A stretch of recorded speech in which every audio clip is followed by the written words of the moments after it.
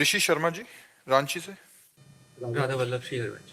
महाराज जी, आपके चरणों में कोटि कोटि नमन।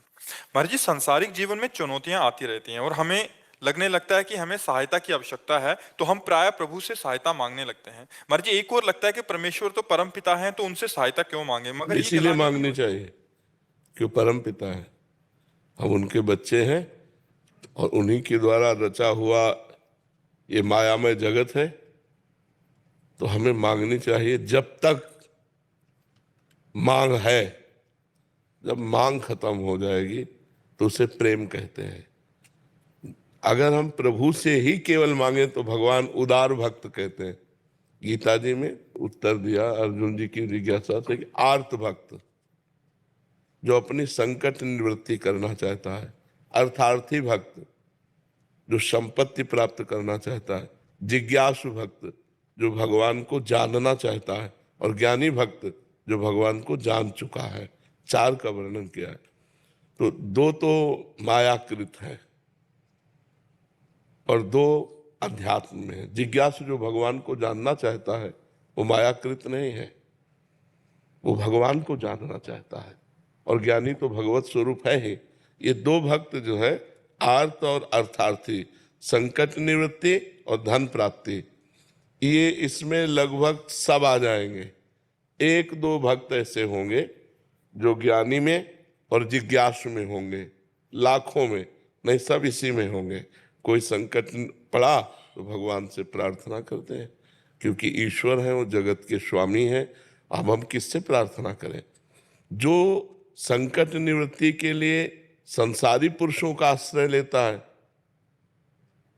वो तो अपने आप को खो रहा है। जो संकट निवृत्ति के लिए भगवान का आश्रय ले रहा है वो अपने आप को जगा रहा है, क्योंकि भगवान संकट निवृत्ति भी करेंगे और हमारे हृदय में भक्ति भी पैदा करेंगे। मनुष्य जीवन कोई ऐसा नहीं है जिसके जीवन में संकट ना आते हो। एक बार परम ऋषि दुर्वासा को दुर्योधन ने 4 महीने सेवा करके चतुर्मास प्रसन्न किया। तो दुर्वासा जी बड़े सिद्ध महापुरुष है और शाप और वरदान देने में समर्थ है और क्रोधी भी है, प्रसिद्ध है, क्रोध में प्रसिद्ध है। एक क्षण में गुस्सा आ जाए ऐसे हैं वो। तो उनको प्रसन्न कर लेना बड़ा कठिन था, पर दुर्योधन ने कर लिया।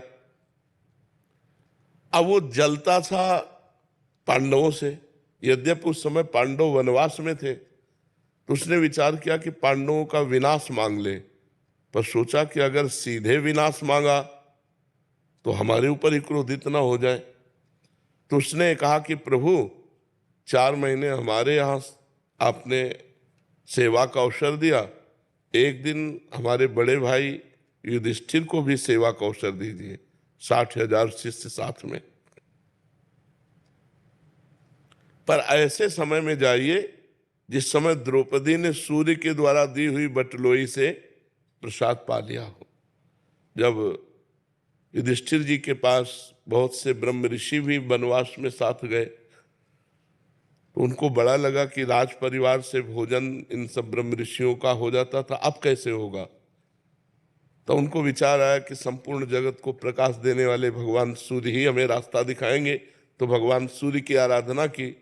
तो भगवान सूर्य ने एक बटलोई दी थी, और उस बटलोई का प्रभाव था जब तक द्रौपदी जी पा नहीं लेंगी तब तक चाहे करोड़ों अरबों लोग आ जाए, उसी से सारा भंडारा हो जाएगा।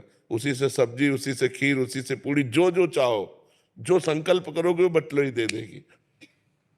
तो अगर बटलोई में द्रौपदी ना पाए और फिर इसी आ जाए 60,000 सहित, तब तो पा लेंगे। तो दुर्योधन ने शर्त रख दी कि जब द्रौपदी बटलोई में पा ले, धो के रख दे, तब आप पहुंचिए और हमारे भाई का सेवा स्वीकार कीजिए। उसने बड़ी गणित लगाई थी कि जब जाएंगे तो आखिरकार निमंत्रण देना ही पड़ेगा। ऋषि आए हैं कि आओ महाराज पाओ।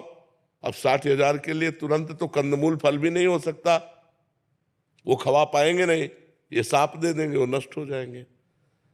जो दुष्ट प्रकृति का होता है वो बड़ी से बड़ी साधना का फल भी दूसरों का नाश मांगता है, और दूसरों का नाश मांगने वाले का दूसरे का हो कि ना हो उसका पहले नाश हो जाता है।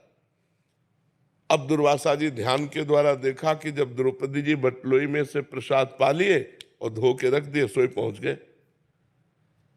अब गृहस्थ धर्म का एक सबसे बड़ा धर्म है आतिथ्य धर्म। आतिथ्य धर्म दरवाजे पर आए हुए का स्वागत करना। अतिथि कहते हैं जिसका कोई परिचय न हो, कोई तिथि तारीख निश्चित न हो और आ जाए तो वो भगवान है, ऐसा हमारे शास्त्र कहते हैं। अतिथि देवो भव। कम से कम 3 बातें तो हम कर ही सकते हैं अतिथि के साथ।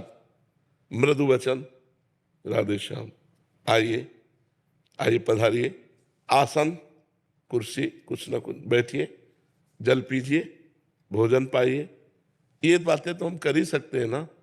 इसके बाद अगर वो मांग करता है हमारे पास नहीं है तो हम निवेदन कर सकते हैं कि हम आपको नहीं दे सकते, लेकिन अतिथि को ये 3 बातें तो जल, भोजन, आसन, मृदु भाषण, ये तो किया जा सकता है। युधिष्ठिर जी तो साक्षात धर्मराज का स्वरूप है। उन्होंने प्रणाम किया सब ऋषियों को और कहा आइए आतिथ्य स्वीकार कीजिए। तो उनका हाँ, मैं यमुना स्नान करके आता हूं, तुम व्यवस्था करो। अब 60,000 ऋषियों की व्यवस्था। तो द्रौपदी से पूछा आपने पा लिया? उनका हाँ पा लिया। वो मूर्छित होकर गिर गए। द्रौपदी जी ने उनको चेतना लाई, बोले क्या हो गया? उनका 60,000 ऋषि और ऐसे ऋषि, दूसरा हो तो क्षमा भी कर दे, दुर्वासा जी तो क्षमा करने वाले नहीं, अब क्या होगा? तो उनका एक सूर्य के द्वारा दी हुई बटलोई पर आपको इतना विश्वास था कि उसमें हमने पा लिया तो आप मूर्छित हो गए, और पूरे विश्व को जो पवाता है श्री कृष्ण पर आपका विश्वास नहीं है। संकट निवृत्ति के विषय में बता, उन श्री कृष्ण पर आपका विश्वास नहीं है। आप इतना मूर्छित क्यों हो गए, उदास क्यों?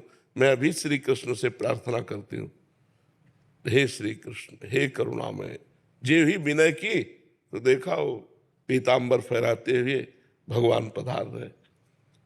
द्रौपदी भूख लगी है, उनका जिस समस्या में हम फंसे उसी समस्या की आप बात कर रहे हो। 60,000 ऋषि दुर्वासा जी आए हैं ऋषियों सहित, और सबसे बोले ये सब बातें बात के पहले हमें भूख लगी।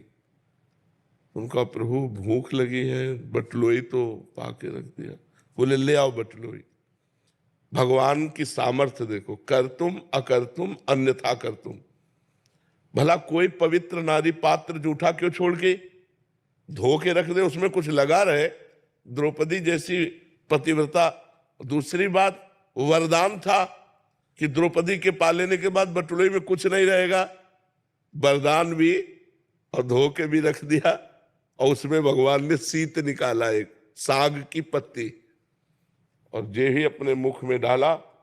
और विश्वात्मा है ना भगवान, सबके हृदय में विराजमान। कहा जाओ बुलाओ ऋषियों को। बोले प्रभु कोई व्यवस्था नहीं। बोले जाओ तो तुम। और वहां सब यहां तक भर गए, क्योंकि भगवान तृप्त हुए तो सब भीम बुलाने गए। दुर्वासा जी ने कहा कि हमारी तो इच्छा बिल्कुल अब एक आचमन करने की भी नहीं रह गई।